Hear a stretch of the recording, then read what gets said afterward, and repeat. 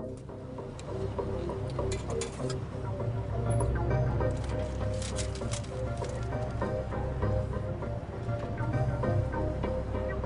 now firmly believe that the increased radiation we're living in from radio and TV and radars and appliances compared to the turn of the century is contributing to our background rates of ill health.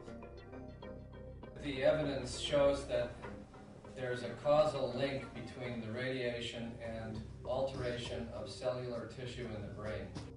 The research indicates that there is no significant scientific nexus between the use of cellular phones and a variety of different health effects that have been investigated, Senator.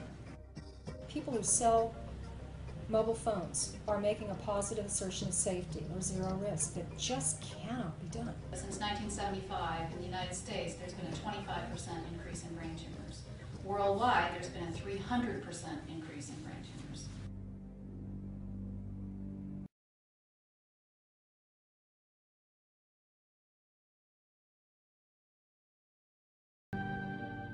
Over millions of years, life has evolved on an Earth where the natural background level of radio frequency radiation, or RFR, has been very low.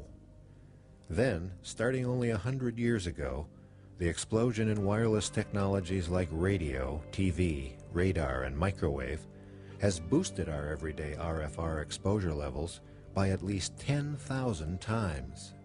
Our bodies and each of the cells within them are like antennas, extremely sensitive receivers and emitters of electromagnetic radiation.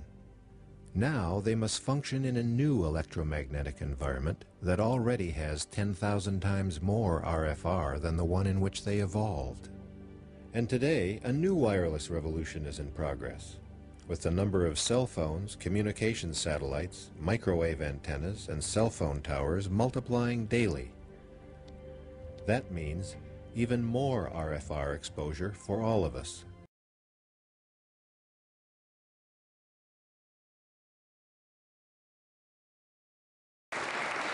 Electromagnetic fields are intrinsic to us.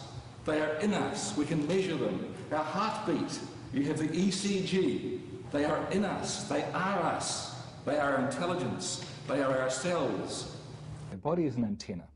So you absorb the radiation in proportion to the resonance between your body size and the optimal aerial. People find it difficult to understand how a very small magnetic field could change cell behavior when the Earth's magnetic field is so powerful. But the difference is the Earth's magnetic field in which our ancestors were living is a static field.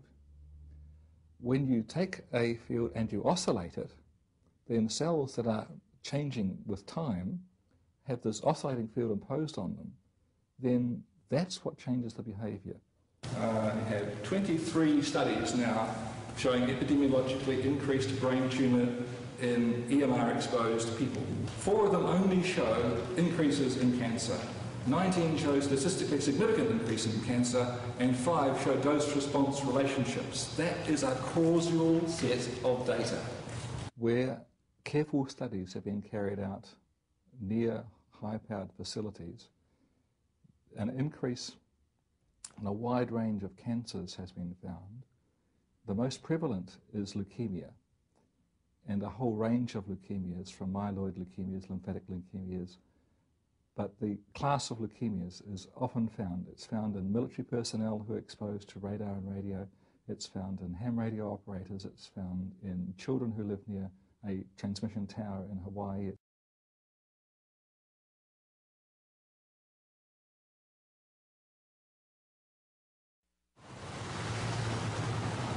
What is adequate evidence for decision making? Well, it depends on who you are.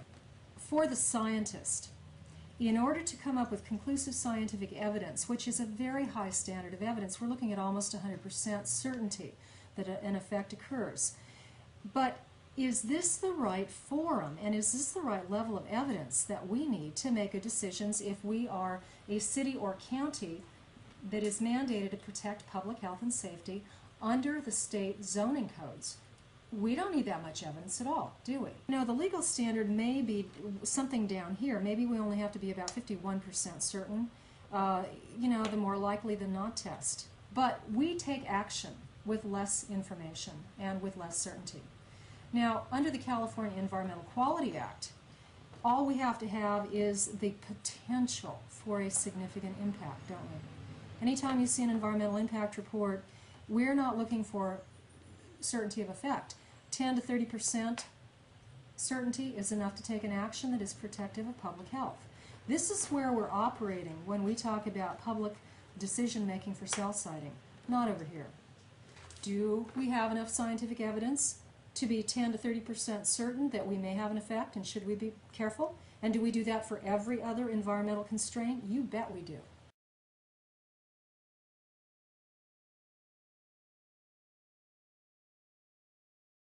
The United States permits some of the greatest levels of exposure to human populations in the world.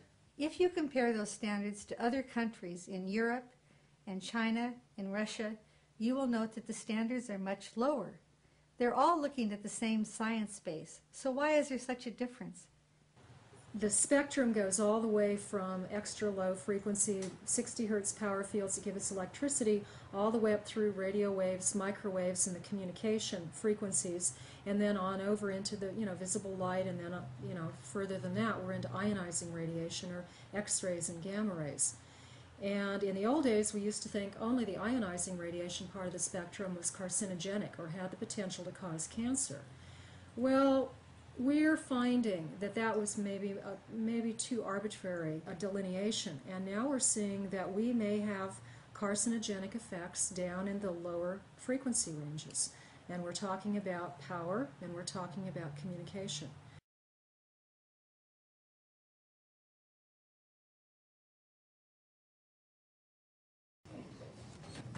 Each of these phones must meet stringent emission standards set by the FCC in concert with the IEEE and a number of the other engineering organizations. The levels that they meet are far below, the emission standards are far below any levels even close to causing any kind of a biological effect, much less an adverse health effect. In the summer of 1998, I had taken a job working for a startup company that was manufacturing the next generation of cellular phones. I went to work for this company as the director of worldwide sales. After a couple months, we were issued these prototype cell phones. Most of the employees in the company were issued the phones, and we were told to use them and test them and evaluate them. That's what we did for several months. I used that phone daily.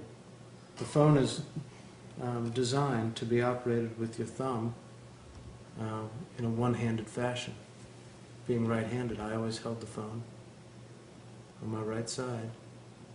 In early 1999, I had a seizure that was later diagnosed as a cancerous brain tumor. A mass growing in my head that was 5.5 centimeters by 5.5 centimeters, about the size of a tennis ball. The speed with which the tumors can grow is amazing. Cancerous tumors are rated on a scale of 1 to 4, and 4 being the fastest growing tumor. And a grade 4 tumor can grow from the size of a grape to the size of a tennis ball in 2 months. And mine was graded between a 2 and a 3, so we're guessing that mine probably took somewhere in the neighborhood of 4 months to grow, which would coincide with the period that I was using the cell phone. I now believe that the phone was the culprit in at least triggering my brain tumor to occur. My brain tumor occurred right on the right side of my head, right on the temple, right where I held the phone.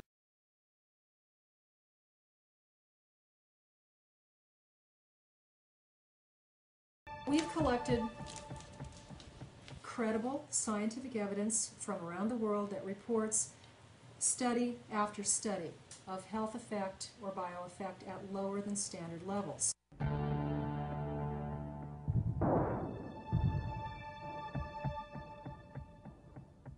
If this bar represents the standard, what is allowable, look at where these studies fall in terms of health effects reported at lower levels. Sometimes if you just put this on in front of a decision maker and say, well, you know, maybe we don't have conclusive evidence, but we have all these studies, and they're all talking about health effects down here, and here's the standard. You know, something must be wrong. Maybe we should be careful. Maybe we shouldn't put this in the middle of a school ground, or maybe we shouldn't put it in the middle of a residential neighborhood.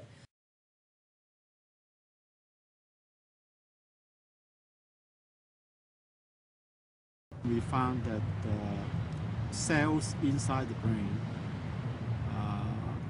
after exposure to radio frequency radiation, have DNA damage.